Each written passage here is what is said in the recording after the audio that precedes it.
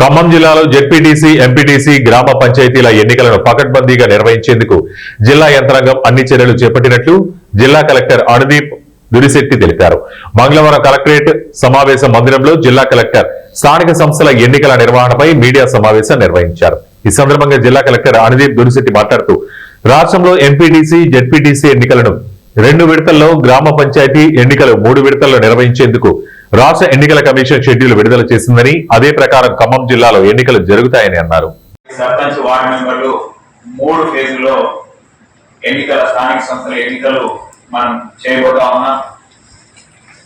మనకి మొత్తం ఖమ్మం జిల్లాలో 20 మండలాలు ఈ స్థానిక సంస్థల ఎన్నికల్లో మనకి భాగంగా ఉంటాయి. 571 గ్రామ పంచాయతీలు, 283 ఎంపీటీసీ స్థానాలు, 20 జెడ్పీటీసీ స్థానాలు.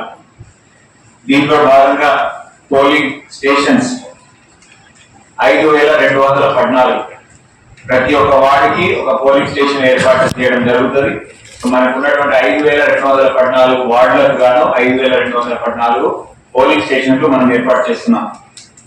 ఇవన్నీ కూడా 737 పోలింగ్ లొకేషన్స్ లో మనం ఏర్పాటు చేస్తా ఉన్నాం.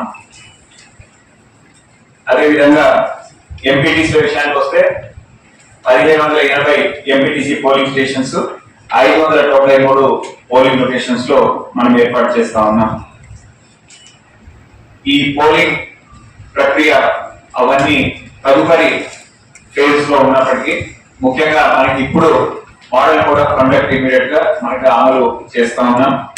ఈ మోడల్ కోడ్ ఆఫ్ కండక్ట్ లో భాగంగా మనకి ప్రతి మండలానికి ఒక ఫ్లయింగ్ స్క్వాడ్ టీము, అదేవిధంగా